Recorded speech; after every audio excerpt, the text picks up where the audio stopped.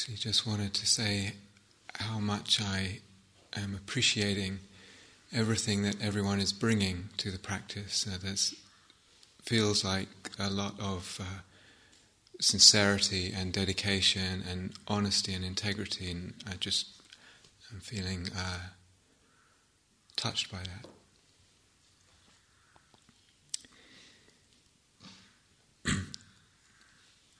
The theme I'd like to explore tonight is the self and its search for security.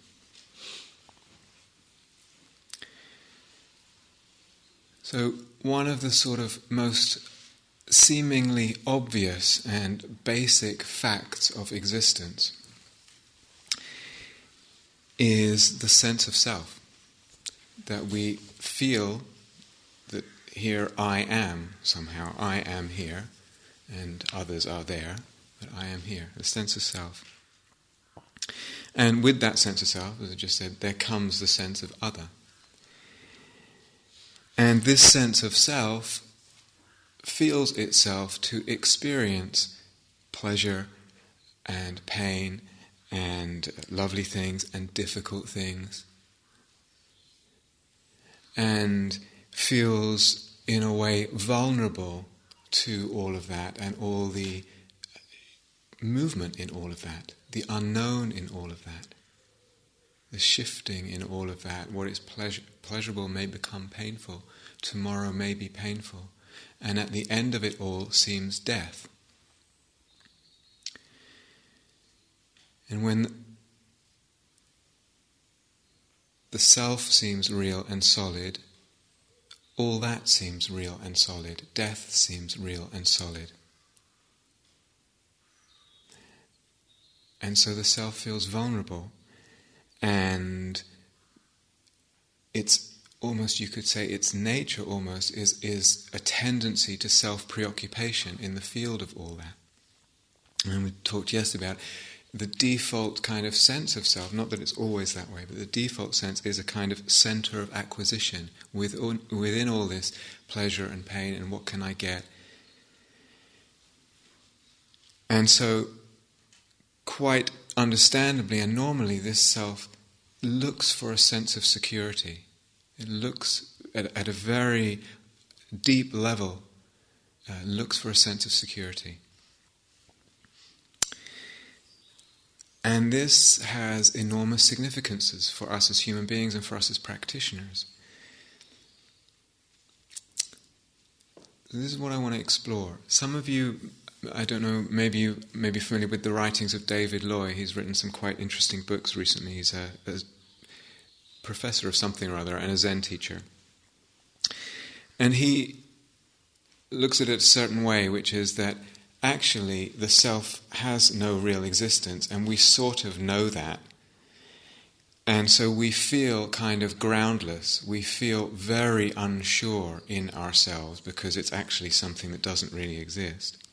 This groundlessness makes us feel uncomfortable, and out of that discomfort we seek a kind of ground and seek to kind of substantialize the self.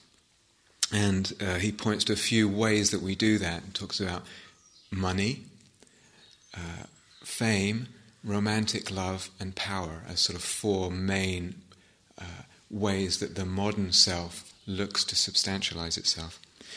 I'm not sure that I totally agree with that way round of seeing it, but that's fine, it doesn't matter too much. For me, actually, the sense of self is part of what the Buddha would call the fundamental delusion. We actually do have a solid sense of self, and from that, taking ourselves to be real, then we, as I was saying last night at one point, we see the world from that, and we act and we choose in the world from that place of this seeming real, and that has certain consequences. But anyway, these four things that he points to are quite interesting for us as modern human beings.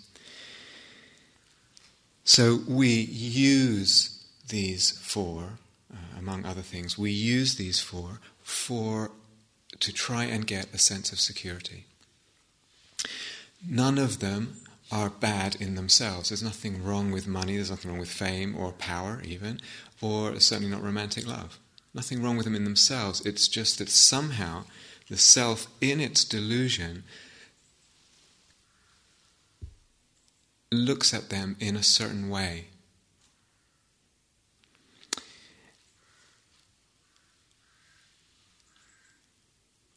And uses them in an unskillful way.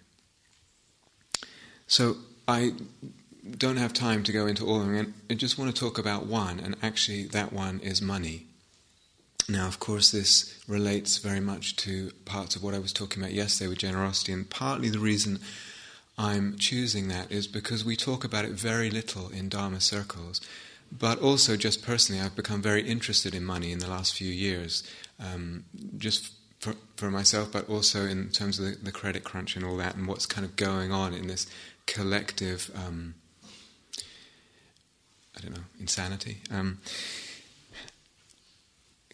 collective concern. So the way we are with money, and what's that got to do with the self and its search for security? And this, to me, this doesn't apply just to a certain segment. Like, I may feel myself to be rich, I may be perceived by others to be rich, I may feel myself to be poor or be perceived by others to be poor. In a way, it covers all of that. And money is very interesting for almost everyone. I would say it's something that's very challenging, even if it doesn't seem so obviously at an obvious level. So, as part of our modern human experience, it's one of the challenges. It's a real challenging and demanding aspect of our experience. And in a way, our relationship to money, it's part of what sets our course as a human being. It's part of what sets our course. How we are with money at a certain level says a lot, it indicates a lot, and it creates a lot in terms of our course. So money, and again, whether we think it's a big deal or not, it has become something that hooks and seduces us very easily. And to me, it's a fascinating area. It's an area that can be one where we are hooked and seduced and kind of wrestling with difficulties and problems in relationship to it, not a free relationship. But it can also become an area that's actually a tool and an ally in our growth, in our transformation, in our movement towards freedom. That very thing itself. So I read a beautiful book recently called The Soul of Money by Lynn Twist, and I'll actually come back to her, but just to read a quote from that. She says, "Money travels everywhere, crosses all boundaries, languages and culture." I actually slightly rewrote her, so if she listens to this and gets offended, but money, like water, ripples at some level through every life and place. It can carry our love or our fear. It can flood some of us such that we drown in it, or are slowly, almost imperceptibly poisoned by its accumulation or hoarding. It can nourish and water the principles of freedom, community and sharing. Money can be used to affirm life, or it can be used to demean, diminish and destroy it. And when we think about our relationship with money, it's actually possible that we get into different kinds of problems with money. And again, we may be aware of this, we may be less aware of it. So I'm not just talking at a crass level, someone rolls up in their Rolls Royce with a cigar and etc. I'm not just talking about that, the kind of money as a tool to impress others. I can't quite see at the back. Would you mind turning the lights up a little bit, because I actually can't see my notes. Thanks.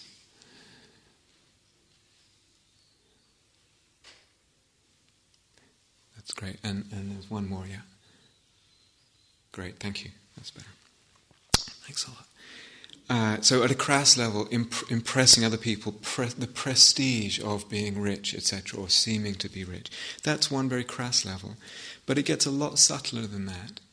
And it's interesting, we work and we work for money, and how easily money becomes a measure of respect. I put my effort into something, I put my time, my energy into something, and I get given a certain amount.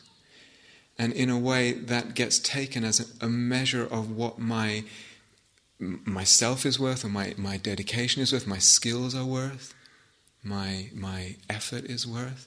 And that's subtler, because we react to that at a different level.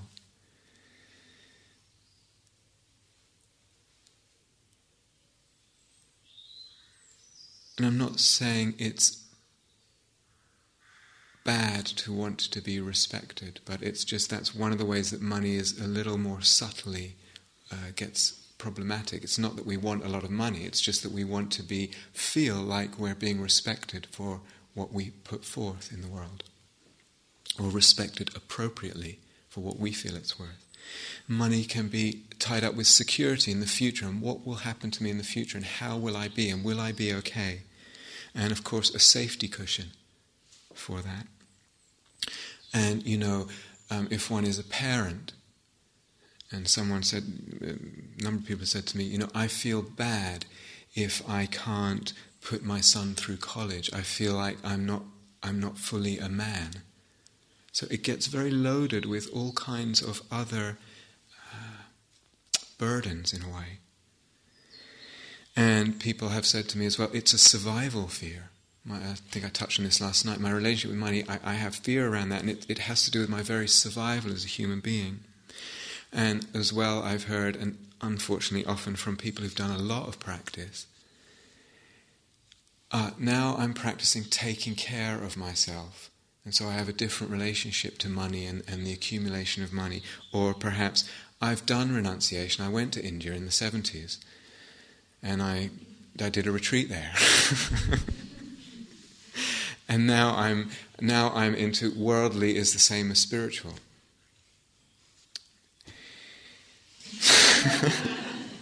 And more. I'm just outlining some more. Most of us will have something that's not quite fully open and conscious and free in relationship to money. And so you might be hearing this and think, well, I don't have any anyway, so it doesn't really relate to me. Yes, it does. Or you might think, I don't really have a problem with money. I'm pretty okay with it. I think there's more to it than that. So again, like yesterday, I don't want to be in a position of preaching. I don't actually feel in a position of preaching. I would rather offer something for all of us, for our reflection. I read a sociological study. It said 1961 was the last year in America and England that having more stuff corresponded with being more happy. 1961. And actually, since then, the economic growth curve has been completely mirrored and shadowed by the rise in depression, etc., and indicators of a lack of well-being. The word wealthy comes from the Old English word weal, W-E-A-L, and that means well-being. It's an Old English word for well-being, and yet somehow they've sort of parted ways. But in the mind, it hasn't. And money has sometimes come to mean something kind of in itself, almost more than anything else. So it was interesting. I can't remember when it came out. I think it was either 2007 or 2008. Perhaps you remember the Stearns Report. Now, I don't know, I could be wrong here, but it seemed to me that the British government's relationship with climate change was kind of, don't want to deal with it as an issue. The Stearns Report came out basically saying that if we don't get it together with climate change, it will cost the British economy, and there was some astronomical figure. And then suddenly there was this U-turn. That's how it seemed to me.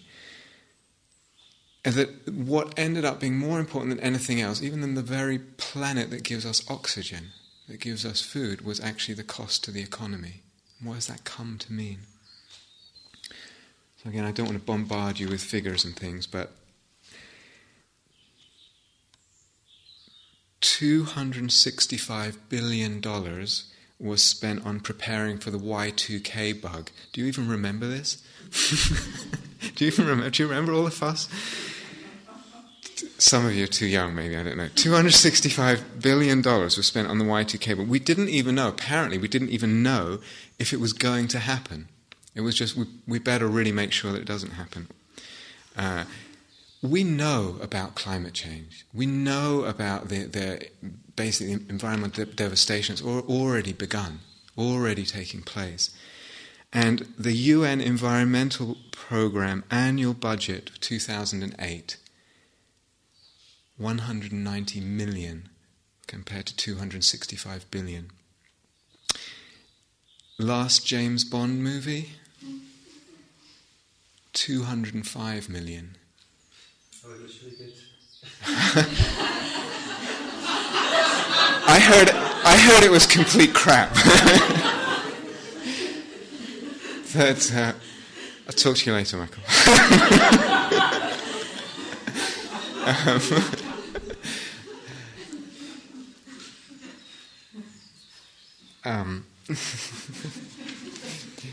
A little more.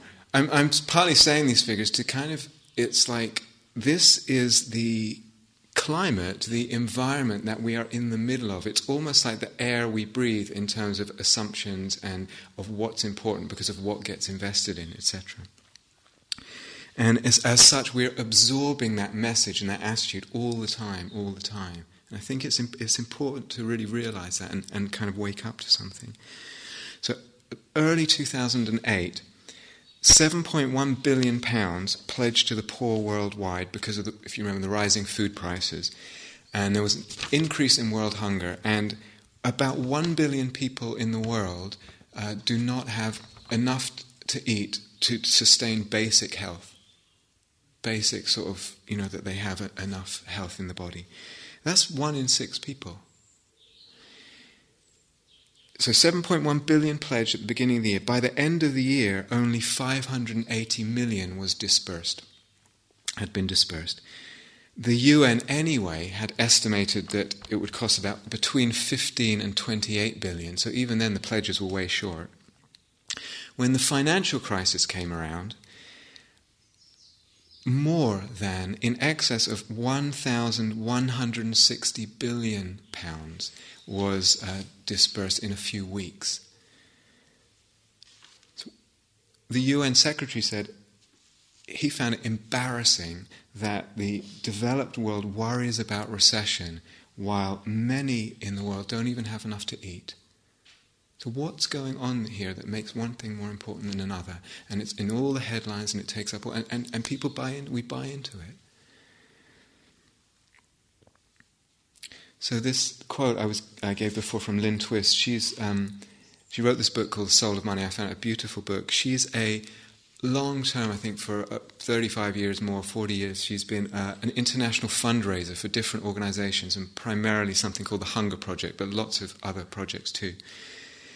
And she, in her work, meets the poor people all over the world, both in developed countries and in developing countries, and also the richest of the rich, asking them for money. And she kind of looks at the whole relationship with money in this book, and she pinpoints what she calls 3 myths in relationship to money. And one is the myth of scarcity. What she calls the myth of scarcity, the feeling, the assumption, almost unconscious, that there isn't enough. And it doesn't just go for money. But one of the things she points to is that in her travels, in all these totally different strata of different societies, she says that she sees it also in individuals with excess amounts of money, and actually sometimes vastly excess amounts of money, and in most cultures. And she says it's a feeling that doesn't necessarily seem to be rooted in fact. I was at another, I don't think I'll have time tonight, but I wanted to tell you about this whole other day-long thing that I did, and we played this big game of Monopoly, and it was actually complete with different rules, and it was fascinating. But anyway, afterwards, the person who was leading it was telling. He also does work with kind of CEOs and of big organizations and rich people. And he was reflecting on the fact that the people who will just give $1,000 to help something are not necessarily richer than the people who don't give $1,000. There's something interesting going on. It's more in the mind. And then reflecting, what actual difference does it make if $1,000 goes from the bank account? Now, for some people in here even, I know it will make a huge difference. But for a lot of people, it doesn't actually make that much difference. The figures go down, but it's actually money that's not really doing anything. What actual difference will it make? And yet we don't. Often we don't. So money and fear are very closely related. And I touched on this again last night, but there's something more about this. We make choices in life. We make a lot of choices every day. And a lot of the choices we're not totally aware where they're coming from. And a lot of them, unfortunately, are coming from a level of fear that we're not even conscious of as fear. And particularly around money. We're not even conscious of it as fear. That might be okay, but the problem is it has consequences. When I choose out of fear, and I choose out of fear, and I keep choosing out of fear, I'm reinforcing fear, and I'm strangling other possibilities in my being, also in life, but in my being primarily. And because it's kind of unconscious and it doesn't seem a big deal and everyone else is doing it, I don't notice the consequences. They don't register the consequences of repeatedly making those kind of choices from that level. And I don't know if you saw Al Gore's film, An Inconvenient Truth, and he was talking about, what was it? If you put a frog in a glass of boiling water, I don't know why anyone would do this, but if you put a frog in a glass of boiling water, it will jump straight out.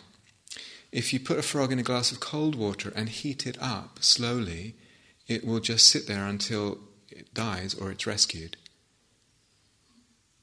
It's a similar thing with a lot of the choices we make in life. Sometimes we don't even realize we're making choices, and then at a whole other level, we don't even realize where they're coming from, what level of the being, and what direction of intention they're coming from. And in a way, it goes back to the opening talk, so much of our life depends on that, and we barely see it. So is it possible to move?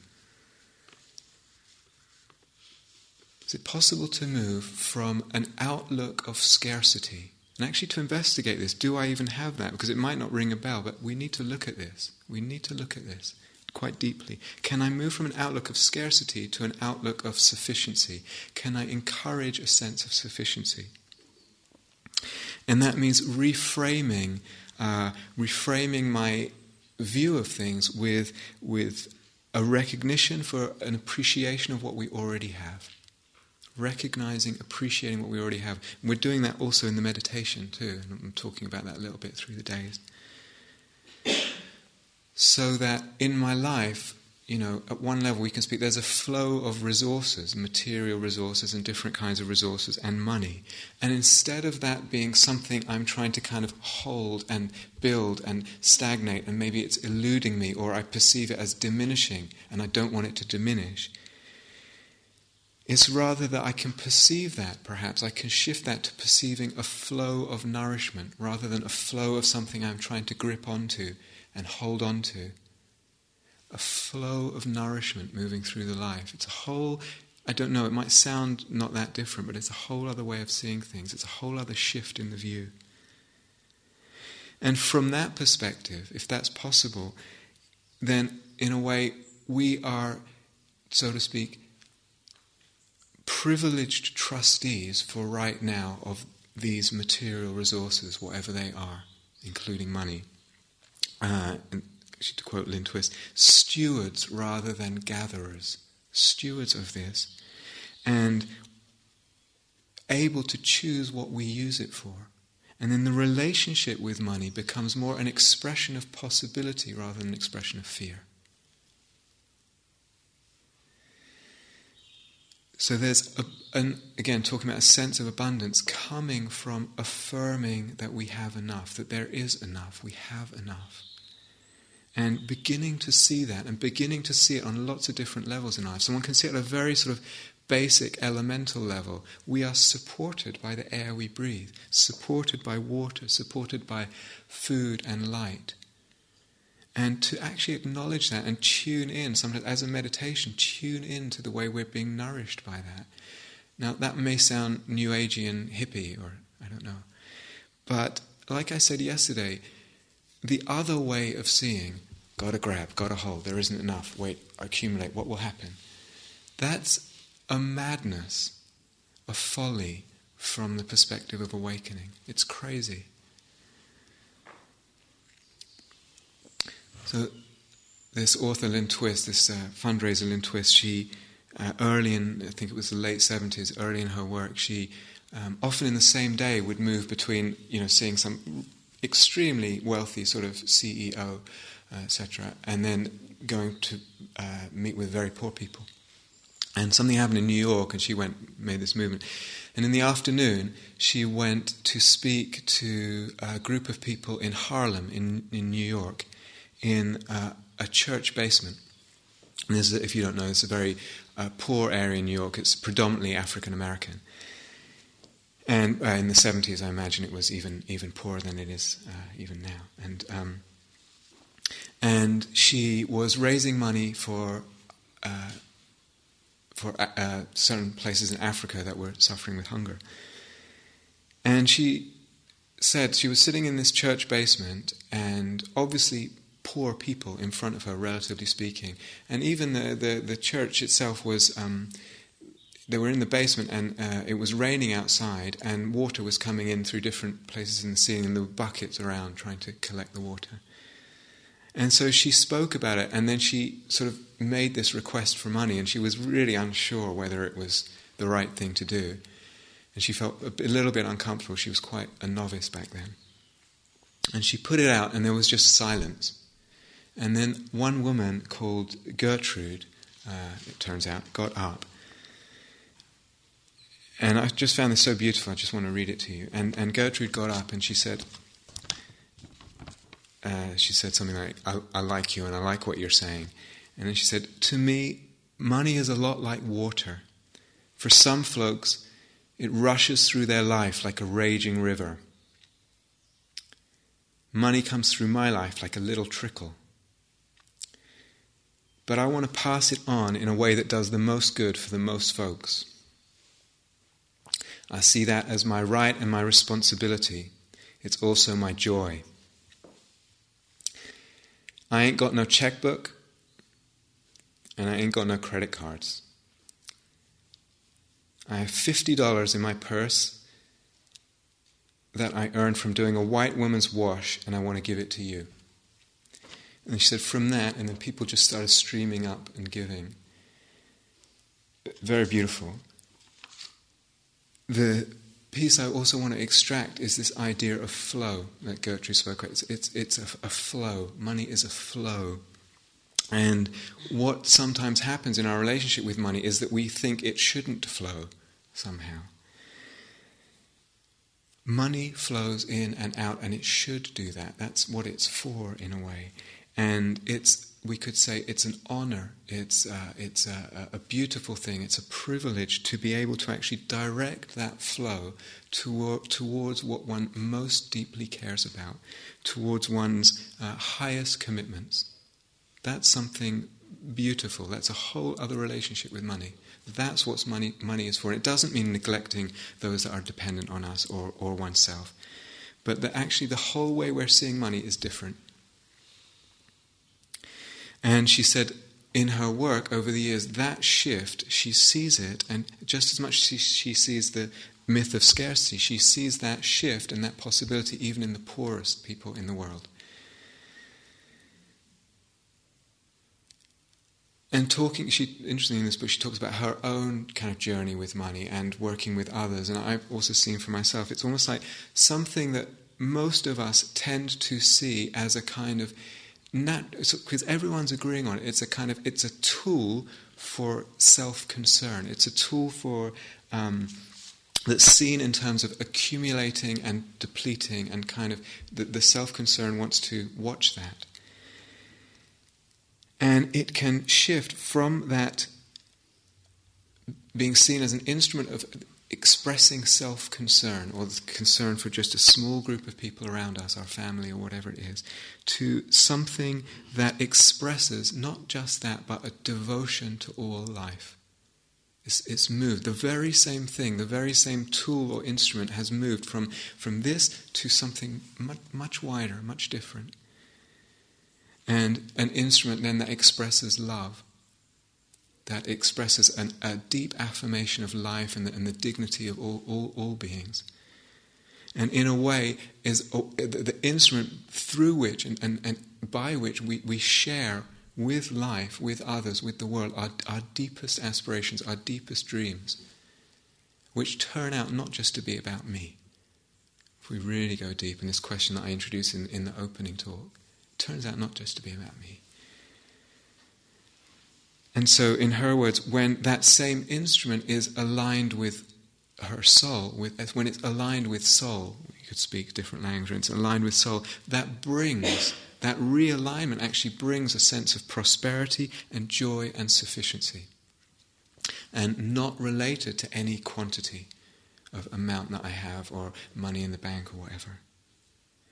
And in this way, used that way, expressed that way, directed that way, money, instead of fragmenting and causing divisions between self and other, and divisions in society and divisions globally, it becomes something that connects, has the capacity to connect.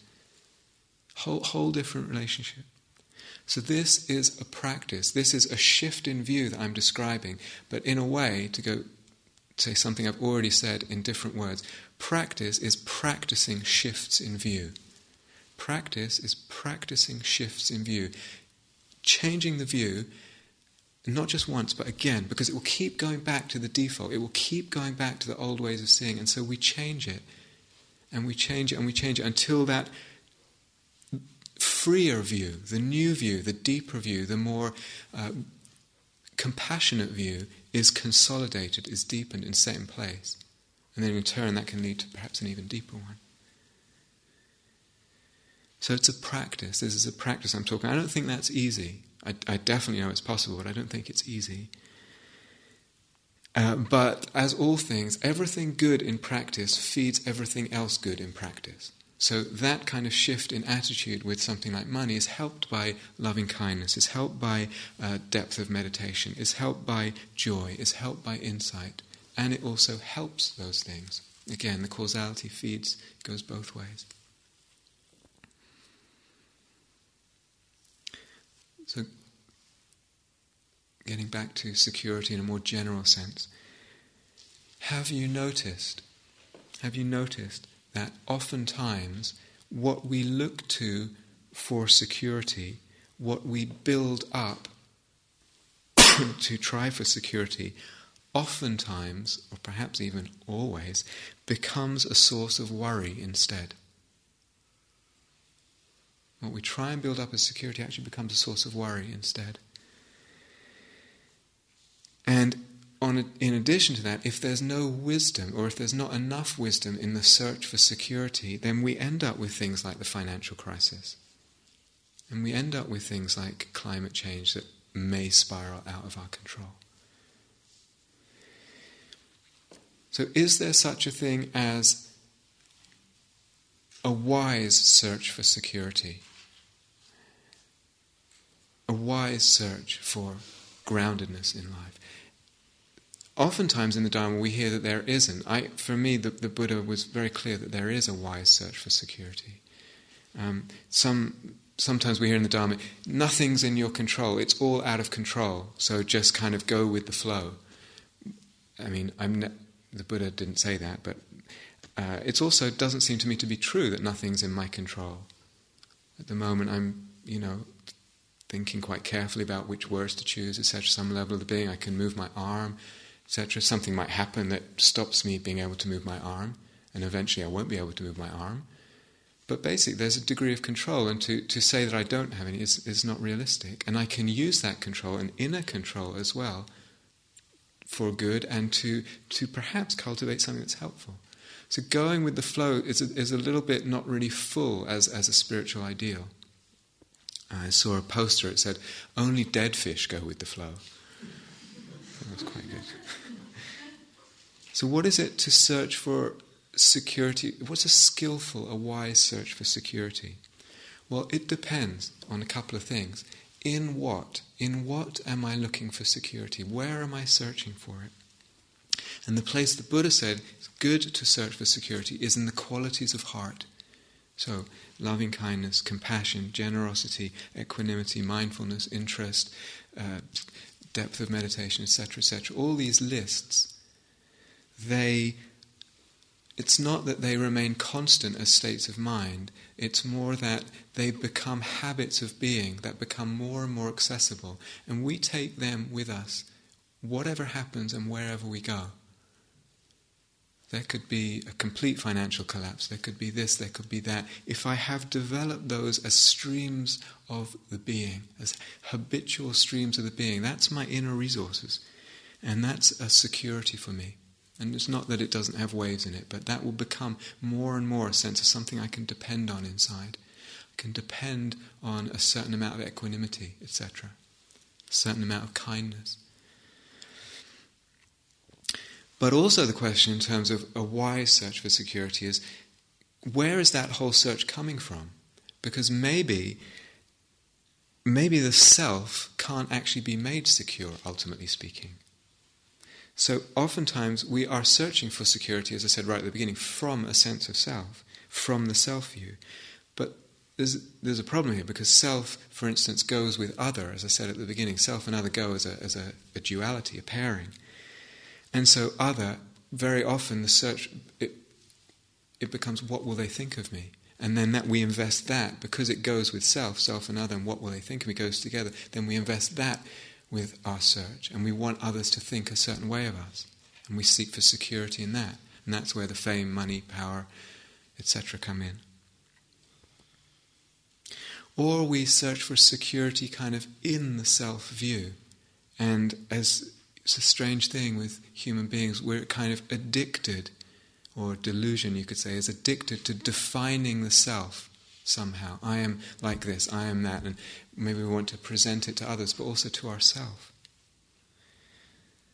Someone a few weeks ago in an interview said, she said, I realize I can never be the idea or the fantasy that I have of myself. Whether that is a good fantasy or a bad fantasy, I can never be that. It's impossible. It's quite insightful. That's impossible. Or sometimes we look for, what's the real self? Where's the real self? Who's the real me? And we look at ourselves in different situations and we see, well, I keep changing, and maybe that's dishonest. Maybe, what's the real me in there? But how I am in a situation is a dependent arising. So I don't know if you noticed this. I notice for myself, I have different humour with different friends. And so with some friends I have a sort of very silly humour. With others I have a very sort of, fast, witty thing. With others it's a kind of affectionate teasing. With others it's just a kind of bizarre, zany, I don't know. Also, teaching style is very interesting. It's very interesting giving talks, because it looks like I'm the one giving the talk, but actually we're all giving the talk. What I say, I have some lines here and just, a few words. What I say depends on what you're giving me, or what I'm perceiving you're giving me. In a way, it's happening together. So the style of the teaching is a dependent arising. I think I told you I lived in America for 15 years. Most of that time I was a jazz musician. And I talked very differently then. There's a whole subculture kind of language that it just doesn't come out of my mouth now in these conditions. And probably if I was back in that environment, it would start. Now, was it that I was afraid of being perceived as some kind of English twit or something over there? No. Is it that I'm repressing, something else here out of fear? No, it's a dependent arising. It just comes out of the conditions. So there's no problem in that. So I'm looking for something authentic. Authentic's an interesting word, but it's rather than looking for the authentic self, it's rather, is what's happening now coming out of fear or not? That's the more important question. And am I changing, adapting myself because I'm afraid or I'm repressing something out of fear? So I said the other day, really, really important practice to see what gets expressed, what action arises or non-action or speech or how I appear depends on the web of conditions that are there. And to see this is a practice. We need to do it over and over and over. Because, like I said the other day, I'm aware of saying it doesn't sound like whoopee. But right there, seeing that over and over is tremendous freedom. It's a shift in perspective. And again, we're practicing shifts in view. Practicing shifts in view. So, have you noticed in a relationship dynamic, it could be with a partner or an ex-partner, if you remember back, or a friend, or an authority figure, or a teacher, or a therapist. What comes out depends on what you feel like you're getting from them, what's being put on you. You might feel that you're being put under pressure. You might feel like you're being scrutinized. You might feel like you're being put in a box. You might feel like there are demands being put on you. When there's a demand, pressure, certain situation, it builds a kind of intensity and maybe a fear, and then something comes out dependent on that. And then we say, and I looked at myself in a relationship, I've got this problem, or I'm like this, I'm stuck with this. And actually it's a dependent arising.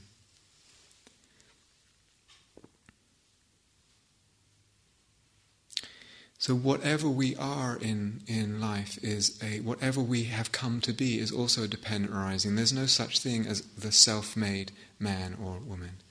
It's dependent, materialistically self-made. It depends on having a certain amount of capital, for instance, or property that then rises in value at the times when there was interest and all that stuff.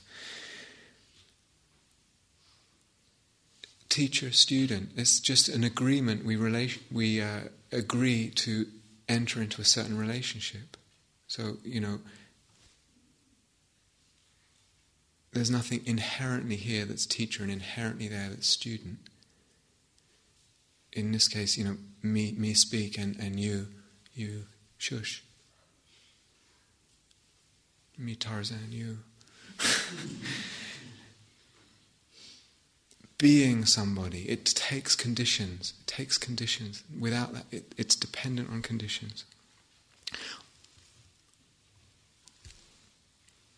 On retreat, the beautiful thing about developing mindfulness and keeping that sort of continuity of mindfulness going is that what happens, and I'm sure you've noticed this already at times, the story subsides, maybe just a little bit, maybe a lot at times. And with the story subsiding, the sense of self also quietens, softens, opens out, gets lighter. And we begin through that, through going in and out of that, to question our belief in the story of ourself and who I am.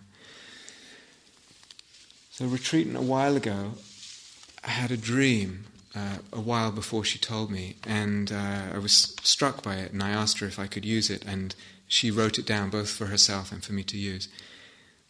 And this is the dream. She said, I was involved in some way with a court case and was being required to account for how I used my time.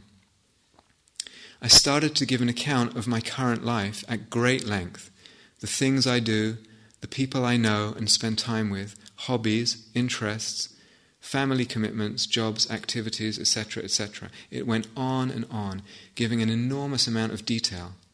As I recall the dream now, I'm aware there was an underlying sense of wanting to convince others. I was speaking with a fair amount of conviction and certainty.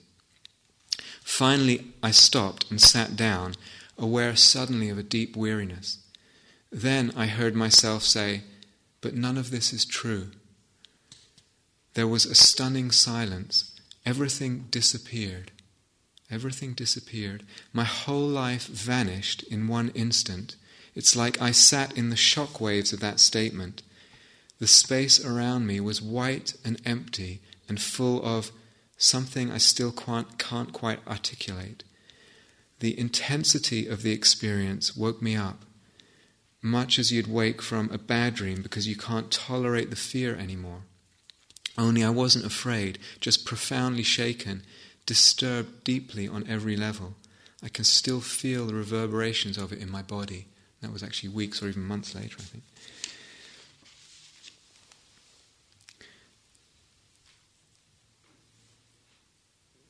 The story is a way we solidify the self in time in the past. We solidify the self in time in the past through the story. And the self will, in its way that it will tend to want to see in terms of the story. So the story feeds the self and the self feeds the story. Again, both ways. Security is a way that the self can tend to see the future. So we see the past in terms of story, we see the future in terms of security or not. And in so doing, it solidifies itself. It also, unfortunately, solidifies a lot of other stuff. It solidifies a sense of future by thinking about the future. But even having the notion of security brings with it the notion of insecurity. And the notions of fear and security and insecurity, of future and security and insecurity bring with them fear. So it's almost like it's a game you can't win. The very notions themselves bring with them what will undermine them. Do you understand? Are you still there? Do you understand? Yeah. So when we practice mindfulness and we talk a lot about being in the now, one of the things that does is it just sort of chops off the past and the future and the way that the self gets built up, so that there's to a degree there's less self being built up because it's not being built up so much in time. But actually there's still a level of self being built up, and I'll get to this. But what we see with practice and with inquiry into all this is that the sense of self is, again, it's a dependent arising. The very sense of self is a dependent arising. So you may have noticed, and I think some people have already noticed, even on this retreat, just a few days, the more reactivity there is, the more something is a problem, or I'm tussling with something, or something is a big deal, the more reactivity, the more the sense of self, the more built up it is, the more solid it is, the more real, the more bloated. Partly, doing these practices with the big awareness, what we're really practicing, and we're practicing a lot of things through that expansive awareness, one of the things we're practicing is non-reactivity. So when I say in the guided meditations, let it go because everything's impermanent, or it all belongs to the space, or it's just an impression in awareness, or whatever, that's doing a lot of things, but partly what it's doing is it's encouraging a non-reactivity through letting go. And then, as one will see if one pursues that kind of practice, and some people are discovering already, with the lessening of reactivity, there's a lessening in the sense of self. Sometimes quite strikingly and extraordinarily, much less self, because there's much less reactivity. And so it's possible in the beauty of the meditative life and in the movement of that we experience at times the personality going quiet, the personality just being fading. It's just not that present in our experience. We can't really find any much personality going on. And we move in meditation, in dedication to meditation. One moves many times. And if we see this enough, the question is, what's real here? What's the real me? Am I vast awareness? Am I just a kind of, absence of personality? Am I personality? Am I a lot of personality? Am I a little, what's real? Personality is a dependent arising, and it's built, it's fabricated. Let's take this apart even more. Let's unpack it, untangle it a bit more. The self-view gets built partly partly at a certain level. At a certain level, I'm talking about personality level, really. The self-view gets built on selected memories. In countless possible memories in my life, certain ones are selected out of many, many more that are overlooked or forgotten. Why is it that some are remembered? And what happens with that? So why is it? Well, partly we remember some dependent on the mood in the present. If I feel lonely right now, for instance, as an example, if I feel lonely, I tend to look at the past and go, oh yeah, oh yeah, oh yeah. And again, dot to dot, I'm lonely. I've always been lonely. I will always be alone. It gets stitched together. Dependent on the mood in the present, we will find different things in the past. But another piece here, so there's the mood in the present, there's also the intensity of the experience that we might be remembering. So, unfortunately, difficult emotions for most people are their most intense experiences. Unfortunately, that's partly what we're doing in meditation, is kind of reversing that, partly. An intense experience makes more of an impression in consciousness, it makes a more of a dent there, and so will tend to get remembered. But also we remember stuff kind of influenced culturally as to what is significant. So again, one might, again, it's like with romantic love, taking the idea of loneliness, and that gets such hype, and it's like you see the adverts and the Hollywood films and the whole hype, and if one isn't in a relationship, then one perceives it a certain way. What gets given significance to remember and what gets given significance in the present moment can sometimes just be culturally determined. And then what happens? These factors, the mood in the present, the intensity of the experience in the past, the cultural factors of what's significant or not significant, and other factors, all get shoved together. A self-view arises dependent on that, and then the self-view that's formed this way then becomes the lens, the very lens through which we look at and interpret and feel present moment experience. Do you see that? So I'm looking at current experience that way, I'm feeling it that way, I'm interpreting it that way, I'm singling things out that way. If I feel I'm a loser, then the mind almost goes, where's the things that show I'm a loser? Oh yeah, I didn't do that. Oh yeah, I've failed at that. Oh yeah. It's singling out events dependent on the self-view because those are the goggles we have on. It's giving significance again to certain events, certain impressions in awareness. Because that self-view is the very lens. And again, it's remembering some things over others. All that reinforces the self-view. Do you see? It's reinforcing the self-view and the whole process, and so it snowballs. And again, that's what we call samsara, at a fairly gross level even.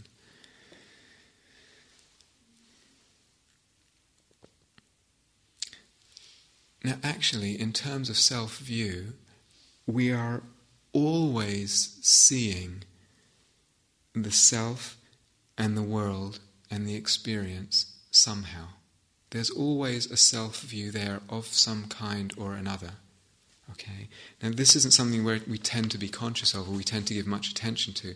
And sometimes a lot of meditators think, oh, there was no self there or something. But actually even when we feel like we're just being, there's still a self-view there. There's a view of self. It might be more quiet, more subtle, less problematic. There's still a view of self, of world, of time. Are we conscious of how we are seeing the self at any time? What the self-view is? Or is that kind of underneath the radar? Because oftentimes it is underneath the radar. We're not actually conscious of what we're bringing into the moment in terms of the self-view and the way we're viewing things.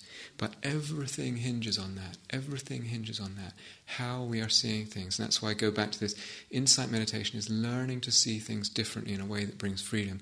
And learning to change the view and consolidate that view and practice that view. But if I'm always seeing the self in a certain way,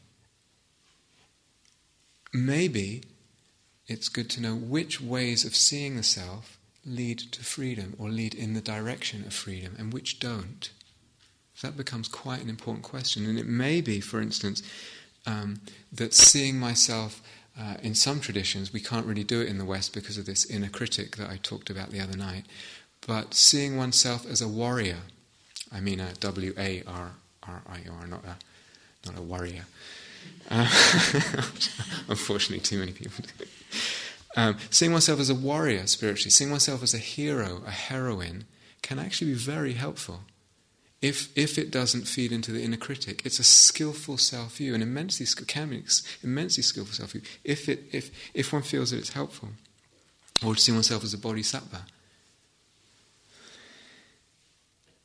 And at the same time, any self-view to any degree will also be a prison and is also something that's fabricated, is not ultimately true. So, dharmically speaking, in terms of the path, it's not that we're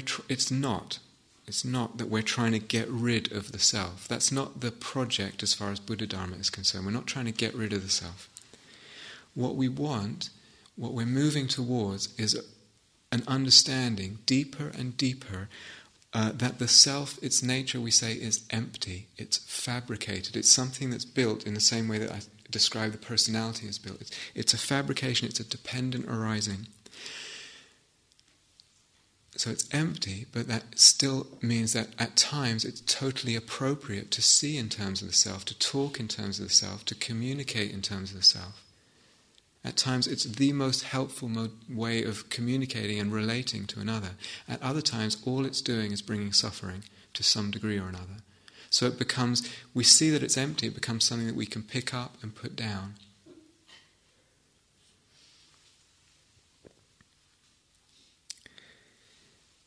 It's okay, but it's kind of easy to say. It's easy, we hear talks and we read books and it sounds nice. And it's easy to say, the self is the problem. There is no self, it's just an illusion, etc., or something like that. But the habit of feeling the self and conceiving it to be real, feeling it as real, intuitively sensing it to be something real, is so deeply ingrained, so deeply wrapped up in consciousness that we can't just kind of brush it off with, it's an illusion or it doesn't really exist. That's too facile. It's too easy. So it's totally wrapped up in the very fabric of the way we feel about life at a very deep level. And that needs practice. Practice, again, I repeat, breaking that view. So we deliberately break views in practice and we shift into more open views, deliberately. Some of this came up in a group today. Sometimes we think of insight practice as sort of just being mindful and waiting, and an insight will visit us, and that's great. But that's one. I'm not saying that doesn't exist, but in addition, there's a mode where one actually is deliberately seeking to crack open a certain view in a certain way and open to something else, practicing a shift in view and consolidating it and deepening it and letting it really take root in the heart and change the very way we feel about life and relate to life and death over time as it gets deepened and consolidated.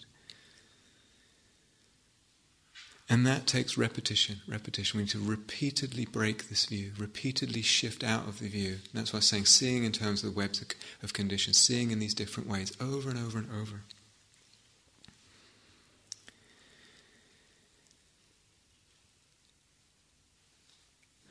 So as I said, there's always a self-view, and in a way we could speak, and it's quite skillful to speak perhaps, about a continuum or levels of self-view. So we can talk, as much of the talk tonight talked about, a kind of psychological or personality view of self, and how we get kind of entangled in that and identified with that. And seeing that what gets expressed is a dependent arising. is seen as the personality. It's actually dependent arising. It's not really who we are. It doesn't really have that inherent existence. But in a way, there's other levels too. Just kind of deeper, quieter, you could say, than the personality view. Just the view of the self as body and mind, and even more than that. And I'll get to this tomorrow. But in terms of the personality self, as I said, which is real if I kind of see the whole spectrum there? I see personality, I see it fade, I see how it's built and fabricated, how actually it's built out of habits. And I also see that those habits can kind of be disempowered and it can be built in a different way.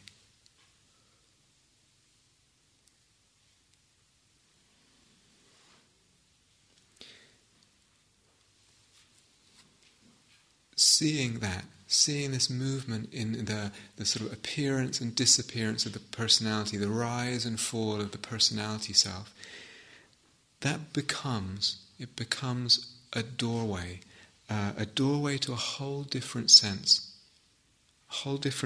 of actually even life and existence. Freer, lighter, more expansive.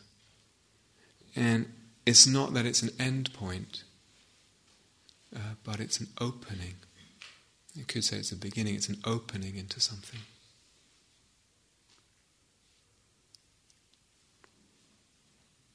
Okay,